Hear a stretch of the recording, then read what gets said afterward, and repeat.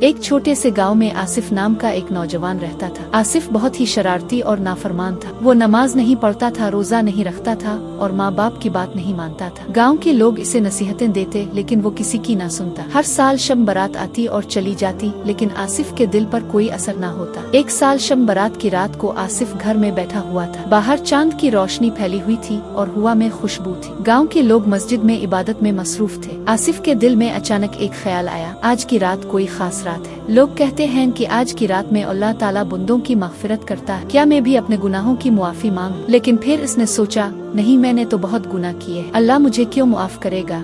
یہ سوچ کر وہ اپنے کمرے میں چلا گیا اور لیٹ گیا، لیکن اس کی نیند اڑ چکی تھی۔ وہ بار بار سوچتا رہا، کیا واقعی اللہ مجھے معاف کر سکتا ہے؟ رات گئے آصف نے فیصلہ کیا کہ وہ مسجد چلا جائے۔ چپکے سے وہ گھر سے نکل کھڑا ہوا۔ راستے میں اسے ایک بوڑھا شخص ملا جو ایک ٹوٹی ہوئی مسند پر بیٹھا تھا۔ بوڑھے نے آصف کو دیکھ کر کہا، بیٹا کہاں جا رہے ہو؟ آصف نے جواب دیا، میں مسجد جا رہا ہوں۔ بوڑھے نے مسکراتے ہوئے کہا، بیٹا آج کی رات بہت خاص ہے، یہ رات توبہ کی رات ہے، اللہ تعالیٰ آج کی رات میں اپنے بندوں کو معاف کرتا ہے، تم بھی اپنے گناہوں کی معافی مانگ لو۔ آصف نے پوچھا، لیکن میں نے تو بہت گناہ کیے ہیں، کیا اللہ مجھے معاف کر دے گا؟ بوڑھے نے کہا، بیٹا اللہ تعالیٰ رحمان اور رحیم ہے، وہ اپنے بندوں کی توبہ کو قبول کرتا ہے، چاہے گناہ آسمان کے برابر ہی کیوں نہ، بس شرط یہ ہے کہ تم سچے دل سے توبہ کرو اور پھر ان گناہوں کی طرف لوٹ کر نہ جاؤ۔ یہ سن کر آصف کا دل ہل گیا۔ وہ مسجد پہنچا اور دیکھا کہ لوگ عبادت میں مصروف ہیں۔ وہ بھی ایک کونے میں بیٹھ گیا اور آنسوؤں کے ساتھ اللہ سے معافی مانگنے لگا۔ اس نے کہا، اے اللہ، میں نے بہت گناہ کیے ہیں، میں تیری نافرمانی کرتا رہا، لیکن آج میں تیرے سامنے حاضر، مجھے معاف کر دے،